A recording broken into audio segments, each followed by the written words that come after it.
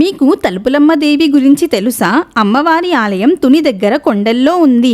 అమ్మవారి మహిమ ఎంత శక్తివంతమైనది అంటే, ఒకసారి ఒక కుటుంబం అమ్మవారి దర్శనానికి వచ్చారు. దర్శనం అయ్యాక అందరూ బయటకి వచ్చాక చూస్తే వాళ్ళ చిన్న పాప గుడిలోనే ఉండిపోయింది. అది తెలుసుకున్న తల్లి తండ్రి లోపలికి వెళ్ళడానికి ప్రయత్నించారు. కానీ అప్పటికే గుడి తలుపులు మూశారు. ఎందుకంటే సాయంత్రం 6 తర్వాత గుడి తలుపులు మూస్తారు. ఆ సమయంలో అమ్మవారు గుడిలో తిరుగుతారని నమ్ముతారు. ఆ పాప తల్లి తలుపుల ముందు కూర్చొని ఎంత వేడుకున్నా ప్రయోజనం లేకపోయింది. అప్పుడే పూజారి వచ్చి, అమ్మ మీరేం భయపడకండి, అమ్మవారే చూసుకుంటారు అని ధైర్యం చెప్తాడు.